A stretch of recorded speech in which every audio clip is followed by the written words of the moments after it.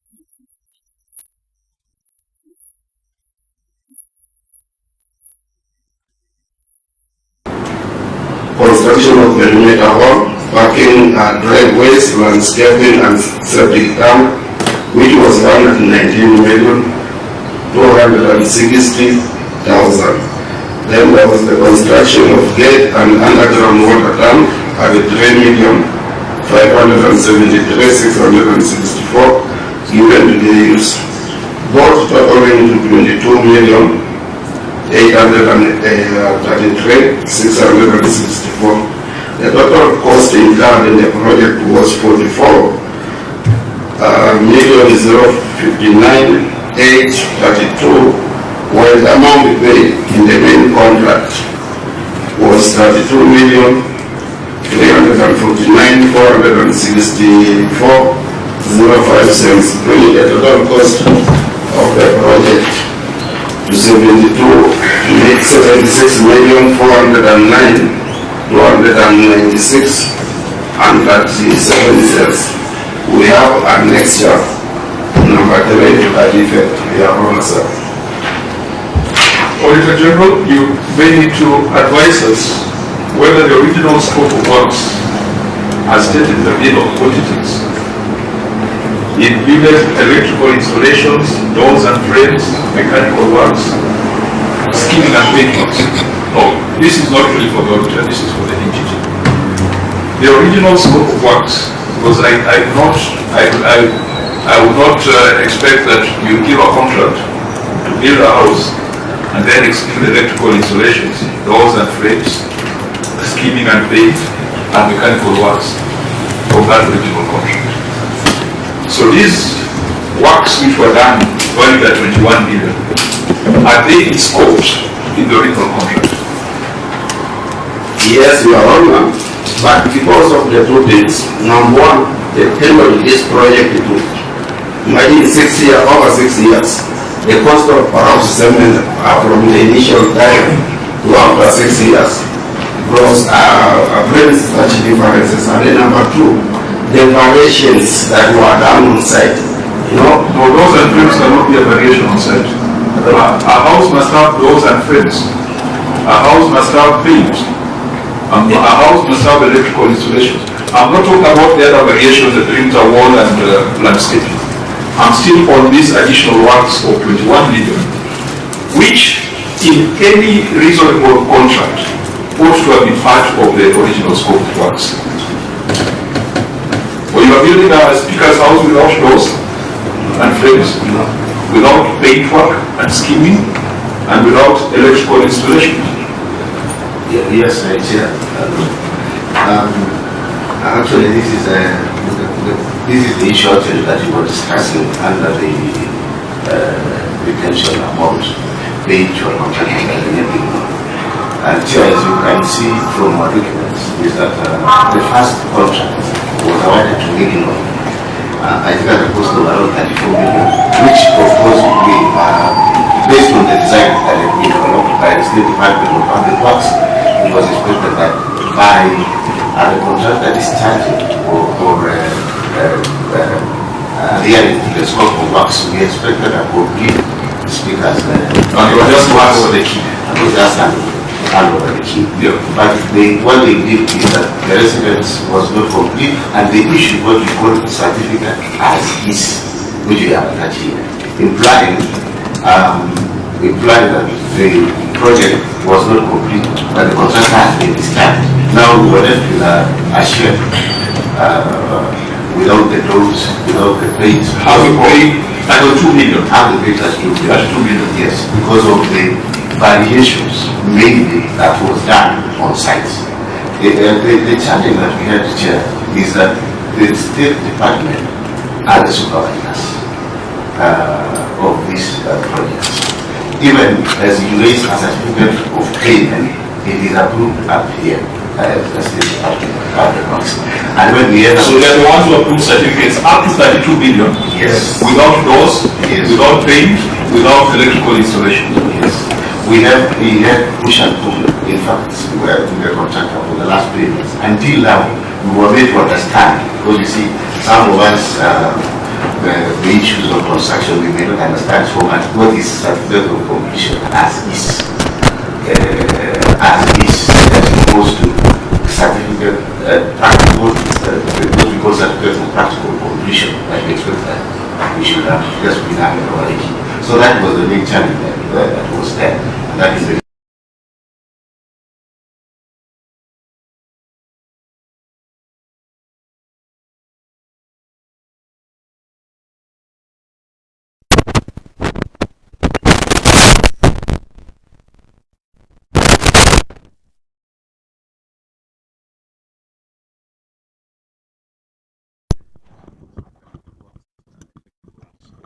and paintworks.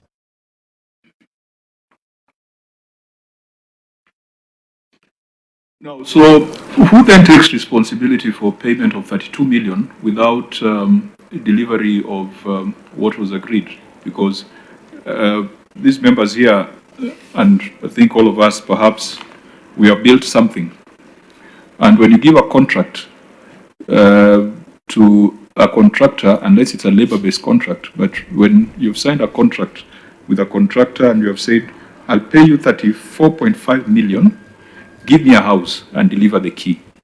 You are bound by time, you are bound to, as long as you're making your payments as per the certificates. And you've gone ahead and paid 32 million. 32 million, which is 90%, isn't it? 90%. Over 90%. Yeah. And the house is incomplete. Yes. Where does that responsibility lie? Chair, I was Yes, also wondering, because Say it as I well. heard the speaker saying that the supervisor is the Ministry of Works. So you guys are just told pay. You're just told pay. The money comes from you, right? Yes, So who is this that tells you to pay? If you the- yourselves are not satisfied, the money is yours. Why can't you say, no, we can't pay? yes, Chair, I agree with you, Senator Sifuna. The main challenge really that we had, it was the aspect of variation. In fact, the variations that were done on site was not even approved by the client, that is the County Assembly of Kericho, at then. And that is the reason why we took a lot of time even before we discharged this contractor, because we didn't agree with what the State Department of Public Works had advised. So we had a big challenge with them. And that's why I was saying, Senator Sifuna, you know, for us, we expected certificate of practical completion certificate, but what we got instead was certificate as is, implying that the contractor can now be discharged, having been assessed by... That is understood, Yes. Speaker. Yes. But at the point where you are being told to pay, if you are unhappy, because you are telling us you are unhappy, the variations were done without consultation with the client, why were you just releasing money? If you put your foot down as an assembly and said, we are not paying these certificates, you would then open a conversation between you the Ministry of Works and the contractor about your unhappiness. Now you're coming to tell us you are unhappy, but you paid. It's your money. Yeah, yeah.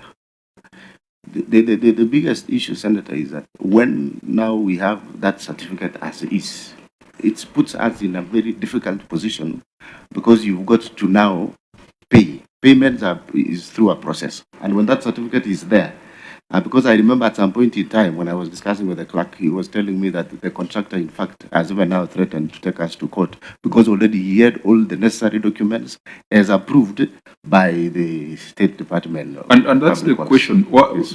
Can the county, the county have the capacity to supervise and to approve the certificates? How did we build this in such a way that that certification comes from the national government? Yes, Chairman, the county government, I know it varies. For instance, the issue that, the second issue that we have here on the construction of perimeter wall, which was a different contract, not part of the original contract awarded, was supervised by officers from the county government, that is from the county executive of Kericho. So we didn't know. It's something that I think there was an issue, and I know you are aware, because of the ceilings that had been developed, and that is why they had said both for the governor's residence, the deputy governors, the speaker's residences, there was a ceiling that was capped, and the mandate was given to the State Department of Public Works. Senator Lelego? Speaker, did you have an independent consultant? Did you appoint your independent consultant? Because I guess in other counties, they advertise for independent consultants to advise the service board on such matters. Senator, no. By that time, the county assembly didn't have an independent consultant. Why? You advertise for design of these works? Yes, Chair, this is a project that was advertised in 2019, and maybe Clerk, you can mention something about it. What is unique about 2013? 2019. What is unique about that year? What are you telling us? You were not there. Yeah, exactly. By the time, actually, I joined the county assembly in 2022, Senator. But the clerk was there? Yes. Okay. So, clerk, you are paid 32 million? Yes. And then you need another almost 40 million to complete a house? Not 40 million, sir. 21. Now, what happened, Your Honor, sir? You know, when we started this project, there was an assumption that these projects have to be supervised by the State Department of Public Works. That is where we went wrong, number one. Number two, the way you have said, because of variations, you know, today they will come here, I want you to do this, change this to be this way. All that was eating the contract sum. And of course, the prolonged period to complete this project also had an impact in the financial aspect vis-a-vis the contract sum. At the end of the day, the project is not complete. The money has been spent almost fully.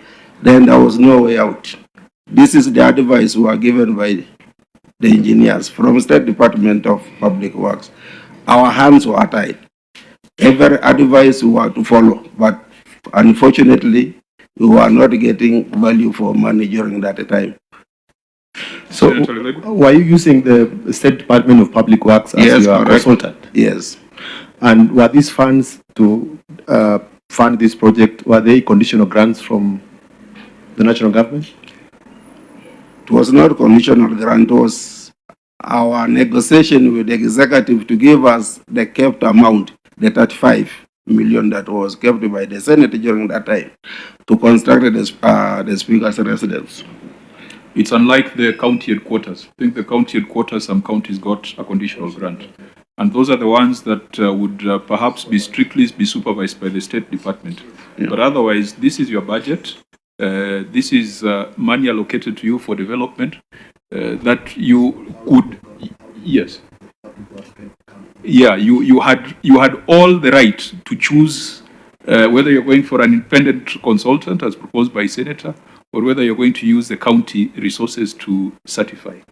So you should also not allow the national government to come into things that they're not supposed to be coming into, because you can see that this has now cost you almost 21 million shillings more. Maybe we need to do a scan, and researchers, you might want to do a scan and find out the extent of compliance with the ceilings established by the Senate. For speakers' residences, we had put it at 35 million. For governors' residence, we had put it at 45. And for deputy governors, I think we had put it at either 35 or 40. Are counties complying? The truth is this, that these ceilings were established almost 7 years ago. With inflation and increased cost of construction material, they might not be tenable today. But it is not a license for you to break the law. What you need to do is to come to us, you as speakers and clerks, and tell us, Senate, you gave us a threshold, but it is not practical. Can you adjust your resolution to be in line with inflation?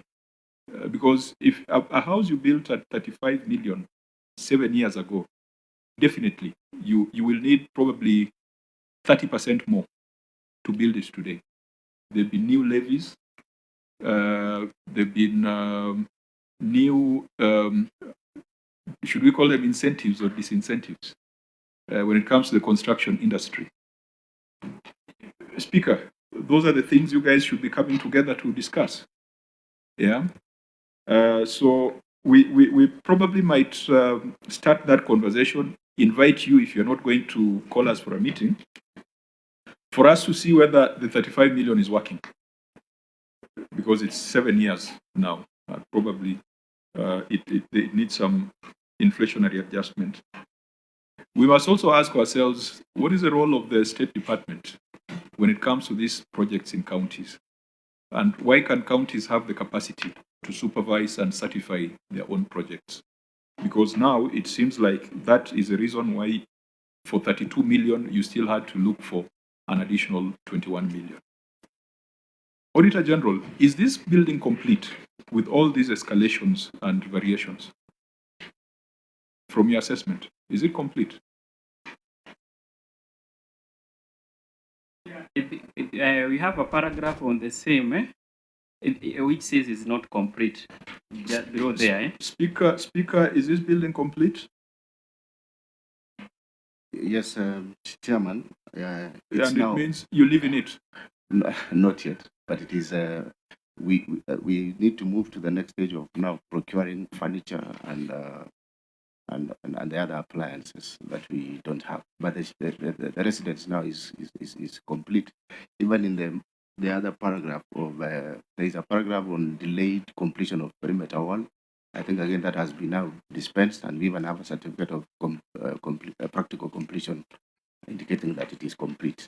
So we are now moving as we had the last meeting we had with our County Assembly Service Board is that we shall be allocating resources in the next budget, that is from July next financial year, so that we can perhaps equip it so that I can now move in and stay in the house. Senator Chair, I need some clarity from you, Daktari. Yes. There are some documents you've attached here, I think, under Annex 5, which you are calling monthly progress reports between the clerk of the County Assembly and the Ministry of Lands, Housing and the Public Works Department. Those documents tell me that there were, again, the document says that there were monthly progress reports. How does that accord with the story that you have told us here, that you were never involved even in those variations and everything that was being done? What were these reports for if you are not being involved? And I hope they are signed. Let me just see who signed this. Clerk, is your name there? Yes, sir. So why are you saying the ministry was not involving you in these things? What are these reports for? And see, someone called Raymond Koros is the one who prepared I think these are minutes. But Chair, yes. Can I say this? Annexure 5, sir. It is this for perimeter, all the works that we are unbundled. It was supervised now. It is now being supervised by the county works people. So all along, the initial construction was done by the State Department. But when we But that is very interesting, Chair, that you can allow construction for the house to go unattended, but then when it comes to the wall, is when you want to be involved. Surely, why are you expecting a wall or why are you expecting the house? After learning big lessons, you are on, sir. So the wall is properly done. Yes. No, we will. When was the certificate of practical completion issued? Was it during the audit period or after? That will be after. This was 17th July 2025. 17th July 2025. Auditor General, was it within this? Chair, I want to confirm verification was done on 4th June, so completion was after we After were verification. on the ground, Yes. I think keep this in view. It raises a lot of questions. Keep it in view. When we are doing our follow-up in after the customary 60-90 days, we will need to do a proper appraisal on the value for money on this particular project and make more recommendations that can cut across the rest of the counties. But I hope that the speakers and clerks can bring a motion or can petition the Senate to revise the ceilings because of inflationary pressure. You can't have that threshold for the last 7 years. Unless, clerk, you think that amount was enough. Oh, no, the amount was not enough. And more so when the structural plans were kind of exaggerated. You know, you can go to a simple house that befits the speaker, but if you go something bigger, you will not meet the demand of that money. But we have never had any petition from SOCAT or from CAF or specifically from Kericho telling the Senate, could you kindly review this? And Chair, we've seen counties that have built speakers' assemblies and even had a bash in them. Yes. A bonus 5 million for a A bash. bonus 5 million for the housewarming. I mean, what sort of houses do speakers desire to reside in? What is the most speaker? If you came to my house in Nairobi here, Senator's house, that's not enough for a speaker. Not really, Senator. It's just a decent house, maybe that was designed by the State Department of Public Works. Senator Lelekwa. Speaker, when you terminated, did you terminate the contract with the first contractor? When did you terminate that contract? Yes, it was the one now they issued certificate of completion as is. Yes. The contractor was discharged. First, that document as is not. We can't see anything. It is there. Annex. Yeah, it's there, but Annex 3. So you terminated the contract on 16th. This is the letter, yes, 16 June. On 16th June. From now, Ministry of Land, Public Works, Housing and Urban Development. Yes. Department of Public So Works. that is the contract you terminated was for Mignon Logistics Limited. Yes. And you proceeded to pay them again in 2024, December 2024, after terminating the contract in 2023, June. Yes, Clerk, you can respond to that. Yes, when the certificate was prepared, the final certificate as is, we had no enough money at that particular time. We had to wait until we got money. That is the reason why it took a bit of time for him to get his monies.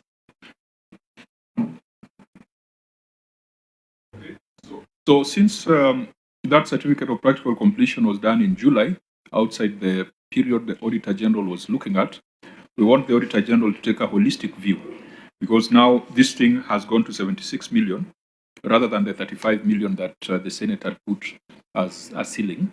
We shall follow this up at the implementation review meetings and perhaps give firm directions on the matter.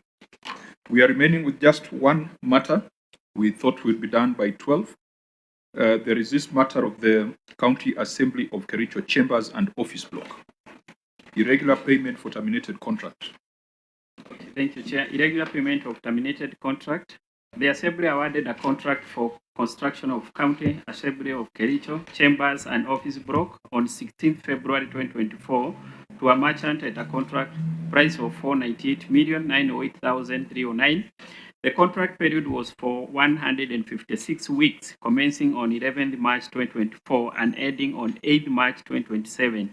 However, 4 months after officially taking over the site, the contractor had undertaken minimal activities on the ground and consequently was issued with a first warning letter on 3rd July 2024 for minimum performance, failure to submit to the project manager a revised work program, and lack of any contractual reason for failure to execute works. Following the site meeting held on 6th January 2025 between the contractor, County Assembly Service Board and Project Implementation Committee, a mutual agreement was reached to terminate the contract due to minimal work done for the period of more than 1 year. The contract was eventually terminated and Kenya shillings 15,861,468 being interim payment for certificate number 1 was paid as per the statement and measurement thereof. The management failed to carry out due diligence on capacity of the contractor, and payment of Kenya shillings 15,861,468 was irregular since the contractor was in breach of the contract for non-performance. The management should have released the board. In the circumstances, the government did not get value for Kenya shillings 15 million paid to the contractor. Thank you, Chair. Management response. Your Honor, sir, the County Assembly had undertaken due diligence before awarding the contract to the said contractor. Furthermore, the contractor was the lowest responsive evaluated bidder, which was also within the budget ceiling. However, upon handing over the site, the contractor was moving in a very slow pace in his work, hence necessitating the client to issue the contractor with a warning letter. After negotiations, there was a mutual agreement to terminate the contract, and only the works which had been certified by the project engineer from the State Department of Public Works was paid for. There is annexure number 4 to that effect. Thank you, sir. Annexure number show 4. the works that had been certified? Yes. So what works had been certified? Because this would be one of the easiest ways of making money. You get a contract, you don't perform, you get paid 15 million to go home. What is it that they've done for 15 million? Yes, Chair, there were some joint measurements done. Is it here? Yes. In your appendix number 4. Site progress work, Your Honor, sir. Site progress works against the work program. Where exactly? Just Yes, page number 2, site progress of works against work program. As you can see there, the activity, the schedule, the actual, and then the remarks. For instance, mobilization and preliminaries, site clearance, demolitions. I'm lost. Which document are you looking at? That is annexure number 4. Yes, that one. Page number 2. Yes, on top there. Site progress of works, yes. Where you have mobilization, site clearance, demolitions, etc. Yes, dear. Excavation and earthworks, cutting away soil from site, and access to site. So then there were also materials on site. That's the next page. Yes, 330 tons of ballast, 150 tons of sand, 4,000 feet of timber, and 3 10,000 liter water tanks. So again, that certification was done by State Department of Public Works. Correct, Your Honor. Why did you go for State Department of Public Works rather than your county resources?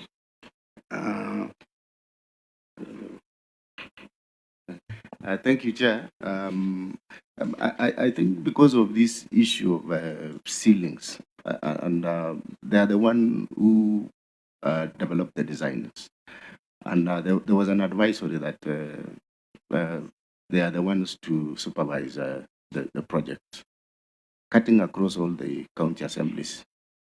I don't know the one that has been given the conditional grants, but if you look at it, because this has been the main challenge, we have been discussing actually at CAF on this issue of State Department of Public Works and Speaker. Yes. For assembly chambers and offices. Yes. I don't think there was a centralized design. There was not design, but there was just a cap. A cap that it should not go beyond 500 million. Exactly. But then counties assemblies were free to do their design, engage their consultants, do their procurement, manage the supervision, without taking it back to Nairobi. I think it is the same notion, Chair, that we had, that perhaps we have a department, a state department, that we expect that they should be the one really when they advise because of the aspect of the capacity. This, maybe just to mention, is that such a project of high magnitude, of such costs, I think this is the first project, in fact, the whole of the county government of Kericho with the highest amount of money. And we thought, as a matter of due diligence, we should really involve the State Department of Public Works in terms of supervision and everything. But maybe just to mention... So you believe the certified 15 million was reasonable? Yes, Chair, reasonable because of the works that had been done at then. Just to mention something about this contractor, this is a contractor by the name Wilkori, and he's a very notorious contractor, the one that actually he was doing Bukungu Stadium. And he admitted that, in fact, he had challenges in terms of implementation. But in terms of paperwork and everything, Chair, the contractor was perfect.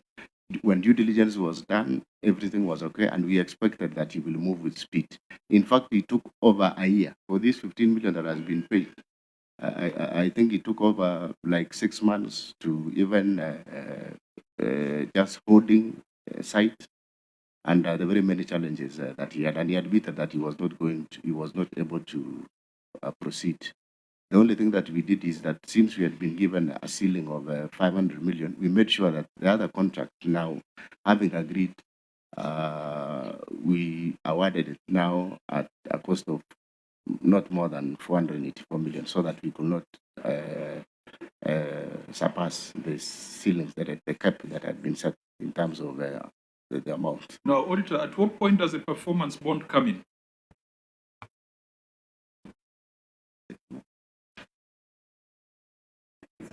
Sorry, it's supposed to be part of the documents that the contractor submit.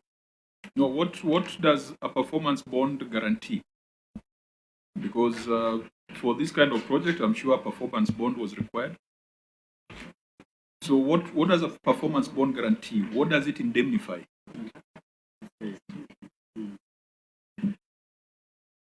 Yeah, it covers the grant in case the contractor does not perform. So in this case, the contractor did not perform. That was our fee. We never performed. What was the value of the performance bond on this? Isn't it usually a percentage of the total sum?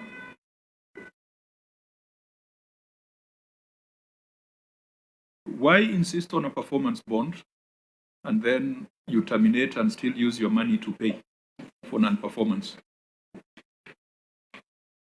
Yeah, I think by the time the contractor was now being discharged, already, you see, the issue was actually the issue of capacity. And the bond, maybe we need to provide it here so that we see, because those are some of the issues that we raised, that we even fear that even the bond that he has provided may not even cover the county assembly. So that is the challenge that we had. Senator Chair, I think you're asking a very valid question. If it is true that the contractor had executed a performance bond, it is supposed to indemnify you against non-performance by the contractor. But in a situation where he has executed a performance bond, he doesn't perform, but you still pay him to exit. How does that sit? Yes, Senator, as I said, the challenge that we had with this contractor was capacity. Slow implementation or slow construction of this assembly chambers and offices. And he alluded many times that in fact he was waiting to be paid the Bukungu project so that he can come and proceed with the works. So, Chair, I think the most important thing to note is that whatever he was paid here is the amount that he had discharged. Is the amount actually that was due to him because of the works that had been done. So it was a certificate that was raised and now totaling to 15 million. I'm not a quantity surveyor, but I've looked at the annex and the things that this guy is supposed to have done: mobilization, site clearance, demolitions, excavation, cutting away soil, accessing the site. The only material that I see here, I am not sure they would cost more than 1 million Kenya shillings. Actually, not even anywhere near there. Some ballast, sand, timber, and 3 water tanks. Where he come from, a water tank cost 60,000 shillings. So 3 of them would cost 180,000. 15 million, if you ask me, Speaker and Clerk, it's a bit too high. I don't know. Yes, Chair, I think maybe to dispel that fears, we have the certificate that was raised, and I will request that maybe we table before this committee. We can send it to you with your permission so that you can perhaps confirm. Senator Lelegwe. Chair, I don't know what the Speaker wants us to get from the document as attached Annex 4, because that document is a project data from the contractor. We don't have any certificate from the Public Works Department to show us anything that would show us the details of these 15 million. So we are not getting anything in this, because this information is from the contractor. So where is the certificate from the Public Works?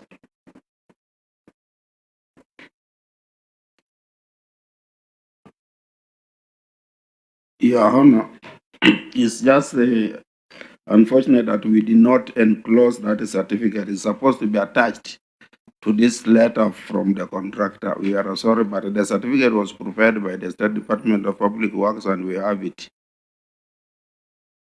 Okay, now what we can do, because the thing is, we do not seem very comfortable with this 15 million that was paid. But even if it was validly paid, there was a performance bond.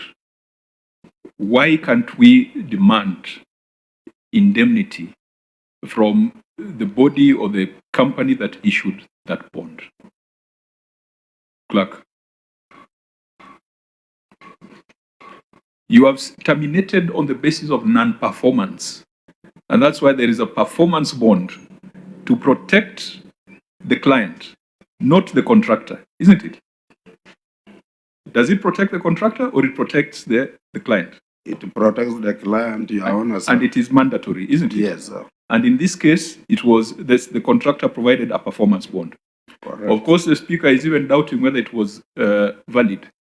But if a contractor was to underperform, provide a fake performance bond, this committee and Parliament has the power to debar to debar a contractor from participation in public procurement. Because if you're telling us he was somewhere, he underperformed, he came to Kericho, he underperformed, and if you're going to establish he brought a fake performance bond, then that person has no business anywhere near any public project. So, auditor, we'd like you to demand a copy of the performance bond, look at the terms, and advise us on whether the bond allows the county to seek indemnity for the 15 million that was spent. If it's a fake bond, then first of all, it will call to question your procurement systems, because there has to be a way of verification of bonds or any other guarantees that have been presented to you. But if it is fake, then this contractor should not be allowed to do business with any public entity in future. I will do that.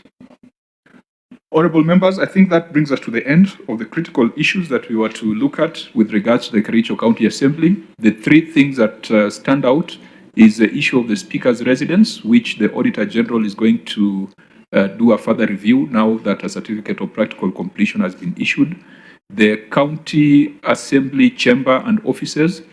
And Speaker, there is a temptation by assemblies to go the Homa Bay route in terms of building this infrastructure.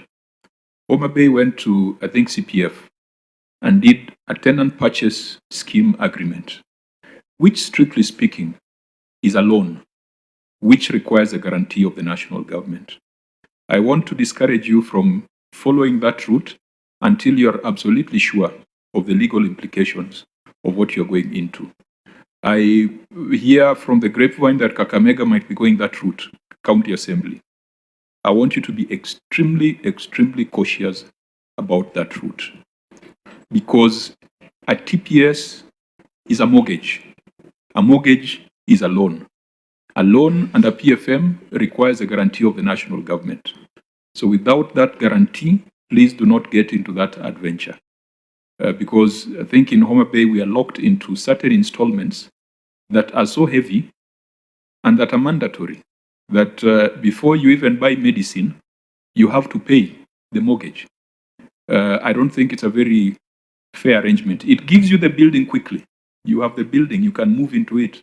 But then the financial implication, especially with the strains by county government and delays in exchequer releases, sometimes a county ends up defaulting, and when it defaults, interest keeps piling, and then the building becomes much more expensive than you thought it ought to be. So please do not go that route until you are sure that you can get a guarantee. Use your development budget, and if you have problems, you can approach the Finance Committee of the Senate, and they can always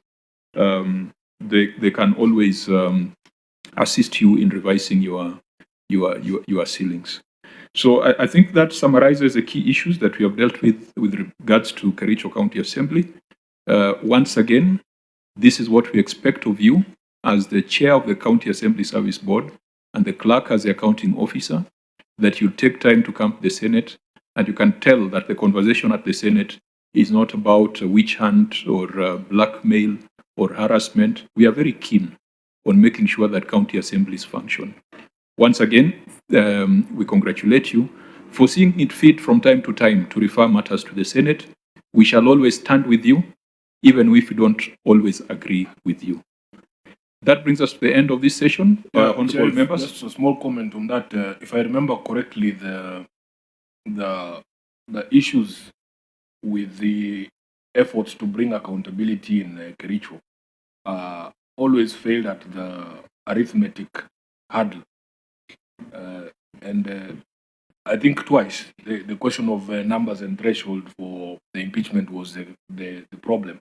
That is not to mean that there are no issues in Kericho. And we understand the situation in which most of these assemblies are operating and the sort of leverage some of these county executives have on them. So the people of Kericho, as the chair has framed it, should not look at the Senate as, or at least the Assembly should not look at the Senate as an impediment. That we are also bound by the law. There are issues with devolution, and we will always be there to support that cause. Thank you, Chair. Chair Public Accounts Committee, unless you have something to say in closing. Thank you very much. I think I want to appreciate the Senate for oversighting the county assemblies and the county executive as well. And also, maybe I would like to also request for a session with your committee so that you can also engage and learn more on oversight.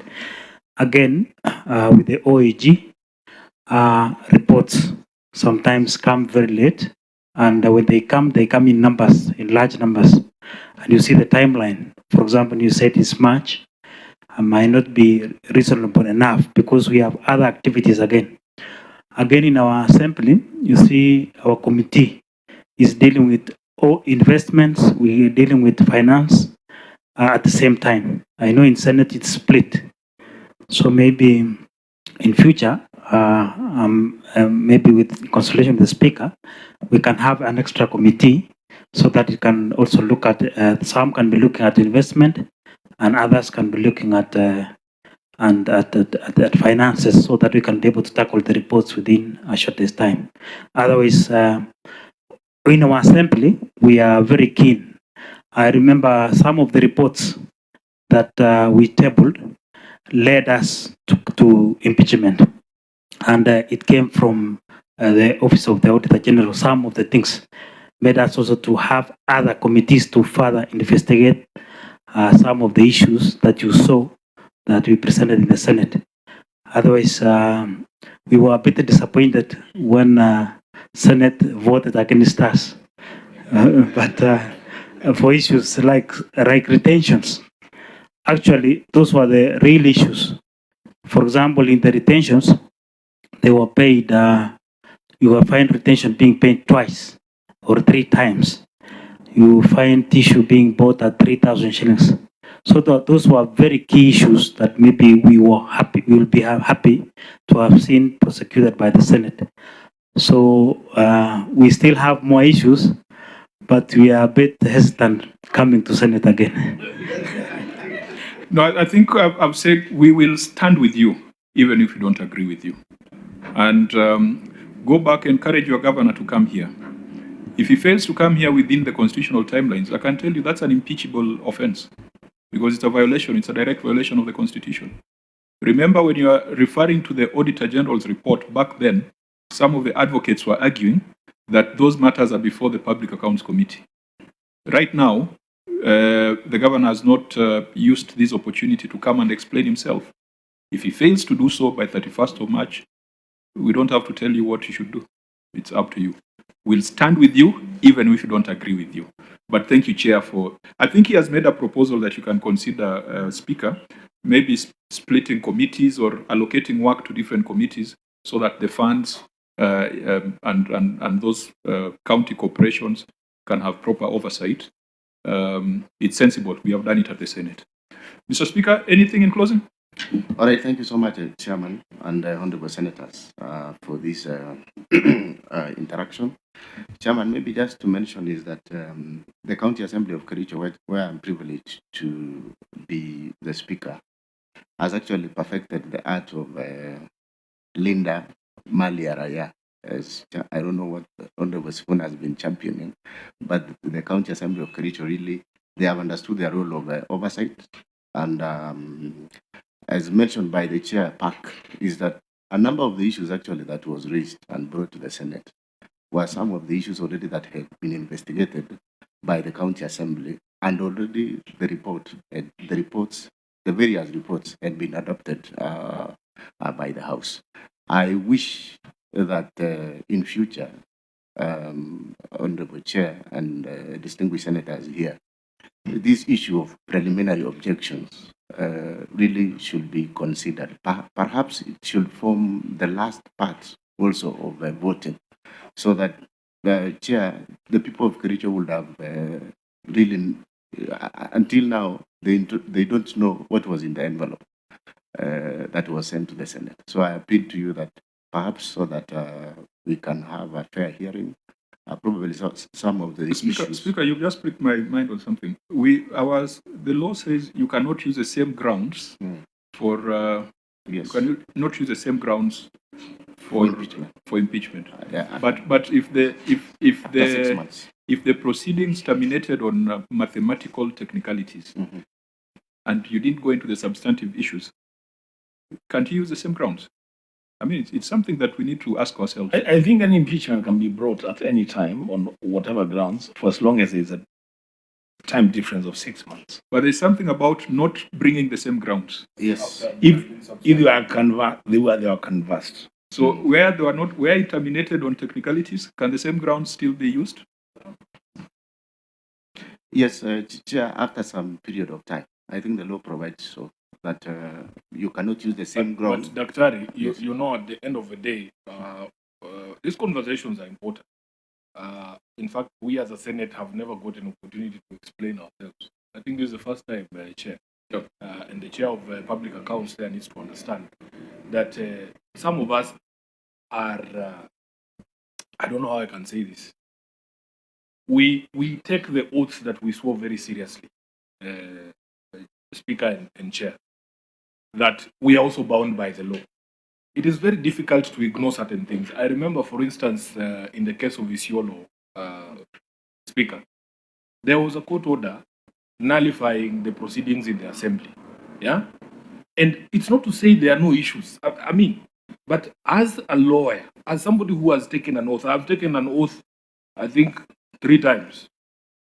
When I became an advocate, when I became SG of ODM, and when I was elected to the Senate, I took those oaths.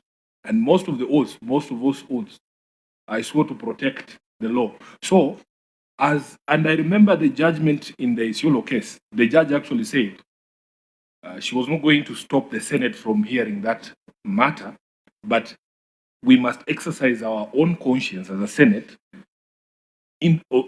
for the place of rule of law and constitutionalism as a constitutional entity ourselves.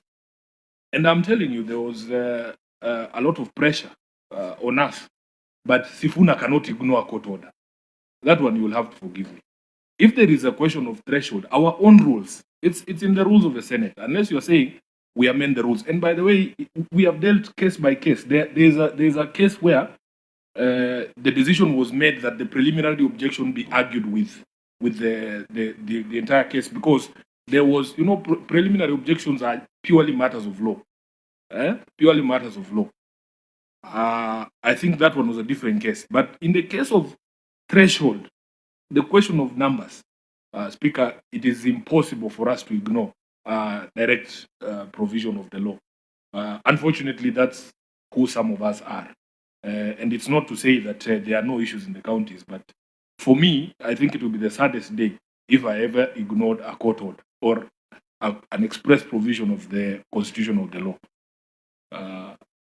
So I think even though you recall the last one, the Assembly shot themselves in the foot because the members who voted came and said they didn't vote. Yeah. So doubt was cast on whether the voting exercise was transparent, whether it was accurate, verifiable, and all that. It was almost qualitative that it could have been tested up to the end. But a decision that the Senate has made, perhaps we don't need to explain ourselves, because irrespective, there are 47 delegations. Maybe each delegation had a different view of matters. But what we want to encourage you, as Senator Sifuna says, if things are done properly, we shall apply our minds to the matters that are before the Senate. Chair, allow me to say something on that issue, because it's an important issue. First of all, I also find it a bit difficult, actually almost impossible, that there are entities before you in the Senate on impeachment, and amongst themselves, they can't even agree on the number of people that voted. That becomes very dicey. I mean, it's either 10 people voted or 12 voted. There can never be some people saying it was 10 and others saying it was 12. It cannot, it puts us in a very awkward situation. And I think that's why the Senate, in its wisdom, has kind of taken the matter of ratio very, very seriously. that before we can even look at the issues before us, can we dispense with threshold? Was the threshold met? And I think it is not so difficult for the Assembly, if there are really grounds for impeachment, if your number is, the threshold is 31, to get 31 members vote in favor of the impeachment and walk straight to the Senate with a document that says that one of us voted, and if you want to call all of us here, we are here to say yes, we voted. That makes work easy for everyone. I thank you, Chair. My last comment is that Senator Suna. the Assembly must know that, these laws and rules exist to protect all of us. Some of my colleague senators also want to be governors. I'm not one of them. And Senator Wambua, Senator Wambua would not want to open that door because we know the shenanigans and the games that are played. I wish his cameras were off. We know the games that are played, like some of these counties, even the environment that was there in the assembly itself, where you have goons sponsored, they come and destroy the Hansard, they beat up members. I mean, we are politicians also. We are aware of the situation. And I think that is probably what needs to be addressed. I remember the Senate directing the Inspector General of Police to provide security for one of us. Can you imagine? Because of these proceedings that can be quite acrimonious and people play all sorts of games. But I think it's a challenge of us as leaders to be able to resolve some of these things. And Senator, you probably also reflecting, you are before the political parties dispute tribunal, challenging process. So it's not something that people should encourage shortcuts. If it's clearly defined, then it must be clearly upheld. Because we can lower it in the case of a governor, and then the same knife comes and cuts us in our Secretary General's position, or even me as a chair of PAC. Governors are afraid they want me out, but there is a procedure to be followed. So I think we are not telling you, Speaker, go and impeach your governor. We don't believe that that is the best solution, but we are just encouraging you on the parameters that you should ensure are observed. All right, maybe let me add something on the same. Number one, as a speaker, I've also not had an opportunity to clear the air on this matter. I can confirm to you that in terms of procedure, the impeachment process was above board. And in fact, back at the county assembly, there was threshold that was met. There are a lot of dynamics, Chair, now having been the speaker now for these 3 or 4 years. And I realize that you are politicians, and I wish there are some things even that we cannot discuss sometimes on camera. But just to confirm that indeed there was the honorable members of the county assembly voted, and they voted to impeach the governor. The only issue that I need to maybe say, because this is something that we felt that the Senate at some point in time should have considered, is that you have recommended and you have indeed said that you cannot determine who voted electronically or not. And you call for an expert. And when that expert comes to the Senate, and when the expert gives his or her opinion, you say, no, we don't. You still vote for that opinion. And we are relying on an expert. That is something that maybe perhaps Senator Wambua and Sifuna and yourself and Senator from Samburu, you should pick that, because then why do we have experts? And you are the same house who have requested for opinion from the expert. And the expert have said the system was verified. So that is something, Chair, that needs to be looked at. Was that the expert who was dismantled by Ongoya? Speaker, it's an important conversation to have. But let me tell you, you cannot say that because an expert has come before you, that everything he says or she says is a gospel truth. It doesn't work like that. Even the evidence by the expert must be tested. That is why you go to a doctor. Like this morning, I woke up and went to see a dentist. And you also, after leaving that place, you want to go and seek a second opinion from another doctor. Because some of these experts are also experts, you know. And I'm not saying your expert was also an expert, but I'm saying, yeah, I mean, the evidence that they give, the evidence that experts give must also be tested. And if it doesn't meet the threshold, then that's what it is. And finally, Chair, I want to sincerely thank the Senate, maybe through you, for we have been partners, the County Assembly of Kericho and the Senate. But more specifically, I want to appreciate the Senate for approving the law on financial autonomy of the county assemblies. In fact, it will go a long way in sorting out these issues that we saw in the last impeachment. You know, really, the county assemblies have been relying on the governors. And Chair, I'm sorry to say this, that we have governors who are the modern pharaohs, because if you don't agree with them, they will only give you salaries.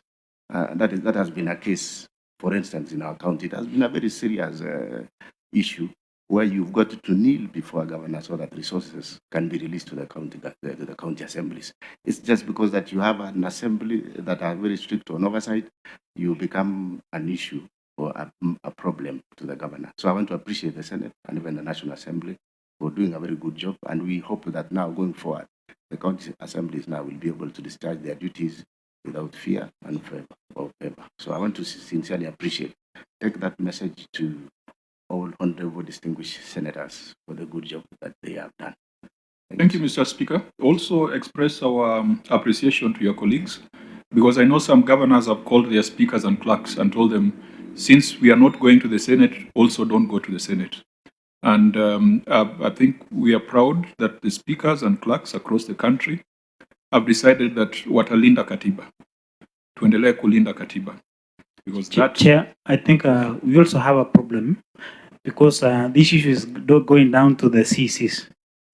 When we want to call some of the CCs, they also have a tendency of starting to fail to come and account in the county assembly. So it's not only the governors.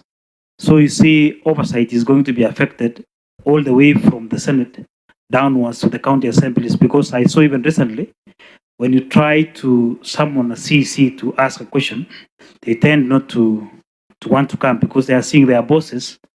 If their bosses is not going to be tied by the Senate, then even us at the county assembly, we are having issues. The impunity goes down downwards, yes. No, I think I want to encourage you, because there's a motion that we are submitting to the House next week. We shall debate and have it adopted, where we are saying the basic principle in financial management is that you cannot be given more money if you have not accounted for that which you had already been given. And once the Senate adopts that motion, we will be calling upon the control of budget not to authorize release for the executive in a case where they have not completed the accountability cycle. That accountability cycle is defined in Article 229.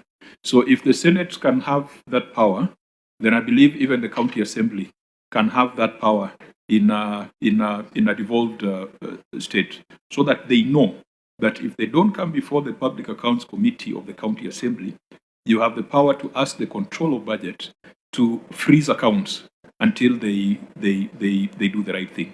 We are starting it with the governors, and once we are successful with the governors, I think it can come down to the CECs in the counties.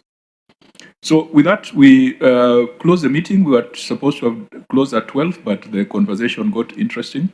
I think I was winding up by saying clerks, speakers have defied the impunity of governors, where they are calling upon you to boycott appearance before the Senate. You have done the right thing. Munalinda katiba, na tuendelee kulinda katiba na kulinda ugatuzi. The meeting is adjourned. We wish you safe travels back to Kericho. Honorable members, we'll adjourn for about 5 minutes to allow for setup of the room for our next meeting with Makwiny County Assembly.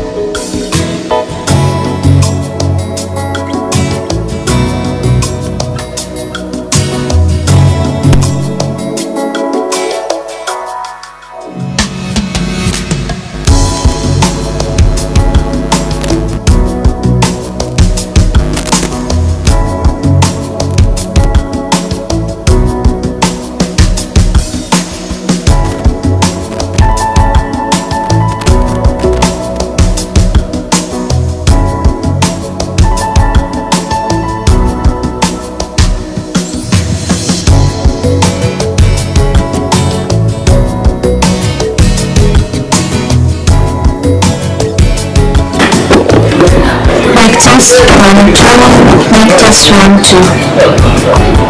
We are here before the Public Accounts Committee on Friday, the 13th of March, waiting for the next entry on an entity. Yeah. We are about to start in a few minutes, so ladies and gentlemen, if you just take your seats.